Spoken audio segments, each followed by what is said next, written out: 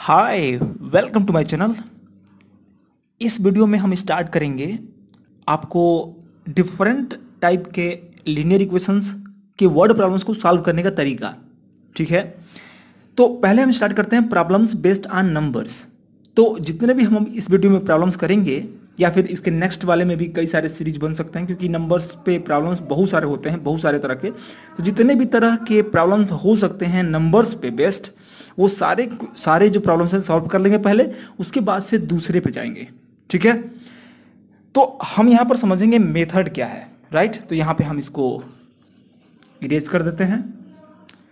तो मेथड पहले जानना है तो समझिएगा, केवल 2 स्टेप मेथड है। आप किसी बुक में मत देखिए कि उसमें क्या लिखा है। यदि आप मेरे बताए हुए चीज़ें चल रहे हैं तो बिल्कुल ही कॉम्प्लेक्स मैं नहीं बता रहा हूँ, बहुत ही सिंपल बता रहा हूँ।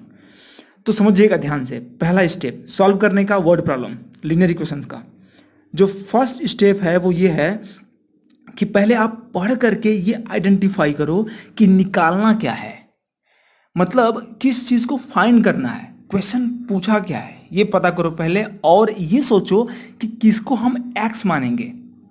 बस यही तो होता है मेन चीज। पहले पहले आपको मानना पड़ता है। पहला स्टेप ये क्या है कि रीड केयरफुली, अटेंटिवली कह सकते हैं, एंड आइडेंटिफाई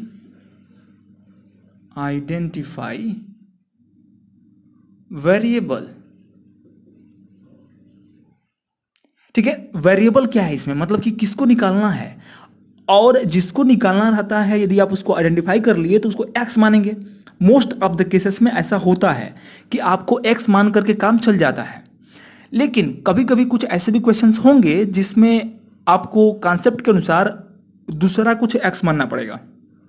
ठीक है, तो आपको अलग अलग क्वेश्चंस के मैं यहाँ पे कराऊंगा, तो उससे आपको समझ में आ जाएगा कि कहाँ पर कैसे मानना है। ओके, तो यही तो मेन चीज है, आपको यही तो बुद्धि बढ़ानी है आपको इस लीनियर इक्वेशंस में।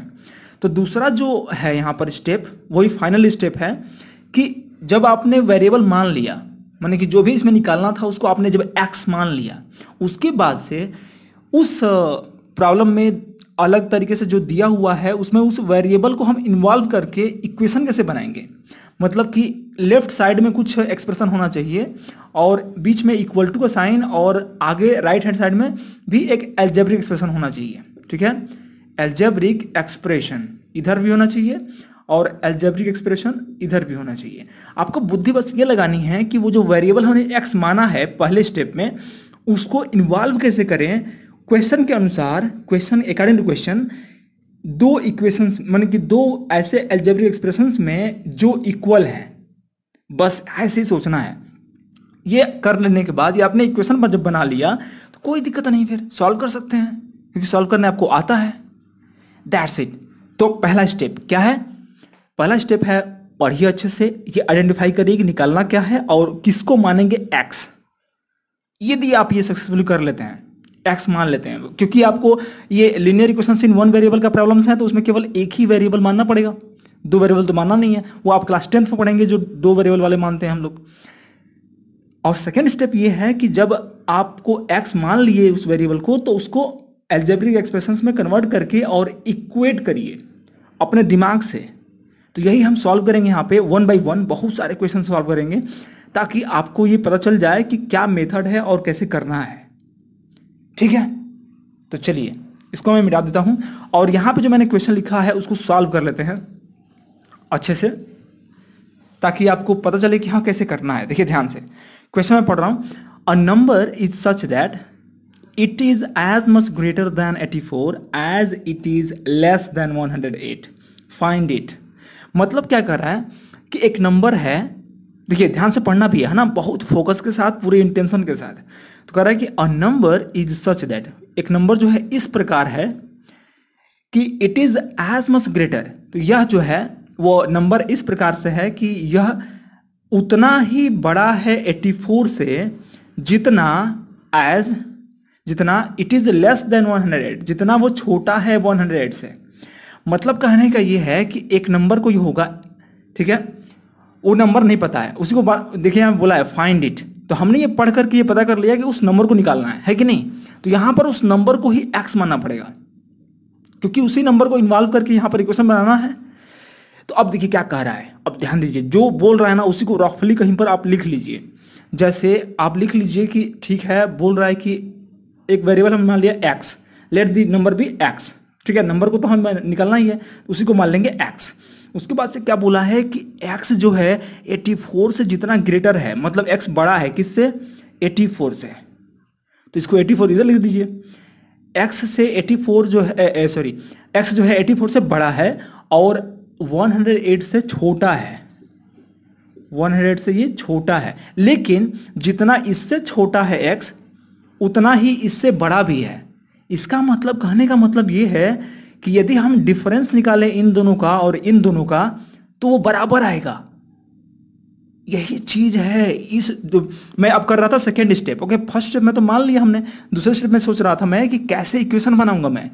तो यहां पे बोला है कि x जो है 84 से बड़ा है, राइट, तो ये हम ऐसा साइन लगा सकते हैं, बड़ा है, लेकिन x जो है 108 से छोटा है। लेकिन छोटा, जो जितना भी छोटा है वो इक्वल है, मतलब कि ये जो लेंथ होगा, जितना भी डिफरेंस आएगा इन दोनों का, मतलब कि 84 और x का जो डिफरेंस आएगा वो बराबर होगा x और 108 के, क्योंकि जितना इससे बड़ा है x उतना ही 108 से छोटा है, ऐसा इक्वेशन बोल रहा है। तो उसी के अकॉर्डिंग तो हम इक्वेशन बनाएंगे, है कि नहीं। तो यहां पर सोचेंगे इस तरीके से, समझिएगा। अब डिफरेंस आपको निकालना है दोनों को और इक्वेट कर देना है, दैट्स इट। तो डिफरेंस निकालते कैसे हैं, हमेशा बड़े वाले में से छोटे वाले को माइनस करते हैं, ये आपको पता होना चाहिए। तो यहां पर बताइए 84 और x में कौन बड़ा है, 84 बड़ा है, सॉरी x बड़ा है, राइट। तो x में से 84 माइनस करेंगे, क्लियर।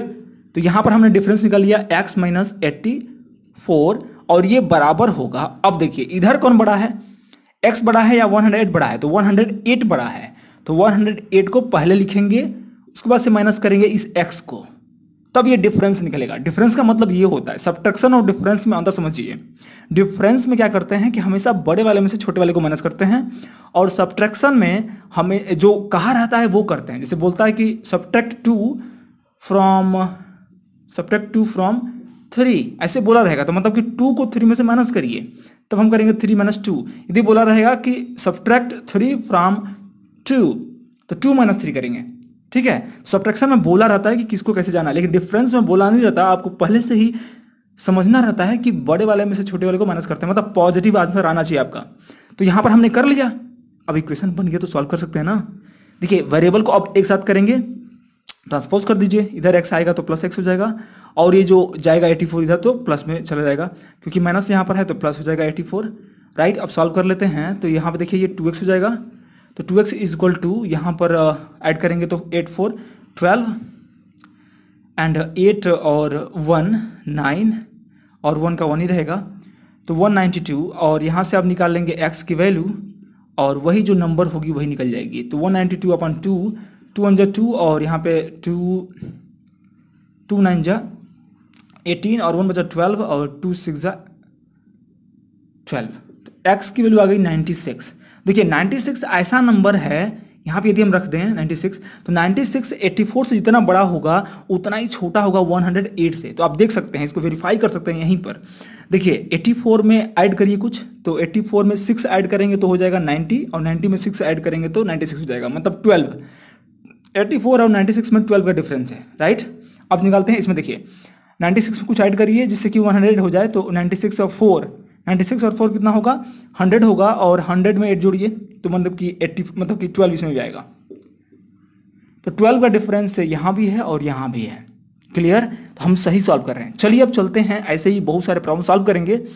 तो second question, okay, question number 2, ध्यान दीजिएगा। हमारे सॉल्व करने का जो प्रोसेस है उसमें पहला जो स्टेप है वो ये कहता है कि पहले क्वेश्चन को ध्यान से पढ़िए और ये पता करिए कि वेरिएबल क्या है या फिर किसको मानना है x, राइट। तो यहां पढ़ते हैं 4/5 of a number is more than 3/4 of the number by 4, find the number. तो देखिए यहां पे पूछा है कि नंबर को फाइंड करना है, तो उस नंबर को हम मान लेंगे x। ऐसा क्यों मानेंगे, क्यों इस नंबर को ही x मान रहे हैं? क्योंकि वो नंबर ही इक्वेशन में इन्वॉल्व हो जाएगा, क्योंकि पहला जो सेंटेंस लिखा है उसी में उस नंबर का यूज किया है। देखिए यहाँ पर 3/4, यहाँ पे 4/5 निकालना है और यहाँ पे निकालना है 3/4 ऑफ दैट नंबर, ठीक है। तो यहीं से इक्वेशन बन जाएगा, इसलिए हम मानेंगे x नंबर को ही। तो इसके सॉल्यूशन में दो स्टेप है। पहला स्टेप में आपने मान लिया x इस नंबर को, तो मैं यहाँ पे आपको दिखाने वाला नहीं हूँ, लिख नहीं रहा हूँ आपको कि कैसे लिखेंगे, मैं डायरेक्टली सॉल्व कर रहा हूँ, ठीक है। तो बस मैं बता रहा हूँ कि कैसे इक्वेशन बनाया जाएगा। वैसे बनाने आ जाएगा तो सॉल्व करने भी आ जाएगा। यदि बनाने और सॉल्व करने आ रहा है आपको तो लिखने में क्या प्रॉब्लम है, आप लिख सकते हैं बिल्कुल ही, okay.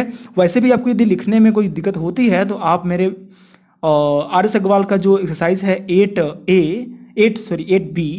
Linear equations in one variable का चैप्टर का, तो उसमें जाकर आप देख सकते हैं, मैंने अच्छे से लिख करके बताया है, तो उसमें आपको समझ में आ जाएगा, राइट। खैर यहाँ पर हम सोचते हैं कि कैसे बनाएंगे। हमने मान लिया नंबर को x, अब यहाँ पर कैसे बनाएंगे, तो देखिए क्या है यहाँ पर। पहले यहाँ पर फ्रेजेज को देखिए, फ्रेज यहाँ पर क्या लिखा है, 4/5 ऑफ ए नंबर। इस बात को कैसे आप लिख सकते हैं, पहले छोटे छोटे पार्ट्स को समझिए।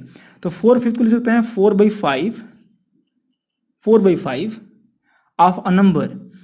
ऑफ अ नंबर मतलब क्या, ऑफ अ नंबर लिख सकते हैं। नंबर को माने हैं आप क्या, x, तो नंबर को हटा करके आप यहां पे क्या लिख सकते हैं, डायरेक्ट x। तो 4/5 ऑफ x इतना हो गया। इज, वो कह रहा है कि ये जो है, इज मतलब ये जो है मोर देन है, ये ज्यादा है किससे, 3/4 ऑफ द नंबर। तो 3/4 यहां पे लिखिए, 3/4 of the number. Of the number क्या है, नंबर हमने माना है क्या, x, ऑफ x। तो ये जो है इससे ज्यादा है, कितने से, बाई 4 लिखा है ना, बाई 4। मतलब ये जो है इससे ज्यादा है, कितना से, 4 से। ये बताइए, ये जब इससे ज्यादा है तो बराबर करने के लिए जितना ये ज्यादा है इससे इसमें ऐड कर देंगे तो नहीं हो जाएगा बराबर। तो इन दोनों को इक्वेट करने के लिए हमें इसमें +4 करना पड़ेगा, है कि नहीं। पहले पहले क्या था, देखिए पहले पहले ये ग्रेटर था और ये नहीं था 4, ये बड़ा था इससे। लेकिन हमें क्या करना है, हमें बनाना है इक्वेशन। तो देखना है कि कितना बड़ा है, तो 4 से बड़ा है। मीन्स यदि इसमें 4 हम ऐड करते हैं या फिर 4 इसमें से सब्ट्रैक्ट करते हैं तो हमारा इक्वेशन बन जाएगा, इक्वेट हो जाएगा। तो ये बड़ा नहीं रह जाएगा इससे, कब, जब इसमें हम +4 कर देंगे, या फिर इसी 4 को इधर माइनस कर देते हैं, ट्रांसपोज करने पे तो वही बात होगी ना। खैर, अब ये बनाने के बाद हमारा बन गया इक्वेशन। अब इसको सॉल्व करना है, बस सॉल्व कर लेते हैं। देखिए 4/5 ऑफ x मतलब क्या हो जाएगा, मल्टीप्लाई x। मतलब एक्चुअली इसको हम लिख सकते हैं 4x/5, क्योंकि न्यूमरेटर में ही मल्टीप्लाई होगा, 4x/5 इक्वल टू यहां लिख सकते हैं 3x/4 +4। अब इसको हम ट्रांसपोज कर देंगे लेफ्ट हैंड साइड में, तो मिलेगा 4x/5 minus 3x/4 equal to 4, right. अब यहां पर हम निकालेंगे एलसीएम, और इसका एलसीएम होता है 20। 5 से डिवाइड करेंगे 20 में तो 4 आएगा, 4 से मल्टीप्लाई करेंगे ऊपर न्यूमरेटर में तो मिलेगा 4 16x माइनस 4 5 20 और 5 3 15 x इक्वल टू 4। और इट इम्प्लाइज, यहाँ देखिए माइनस करेंगे 16x में से तो यहाँ x ही मिलेगा 15 को, और अपॉन 20 इज इक्वल टू 4। अब करेंगे यहाँ पे क्रॉस मल्टीप्लाई इधर और इधर, ठीक है। तो आपका यहाँ पे आ जाएगा सोल्यूशन, x इंटू 1 x ही रहेगा, 20 इंटू 4 4 2 जा 8, और 0 बढ़ा देंगे क्योंकि यहाँ पर 0 है। तो ये ही आपका आंसर हो गया।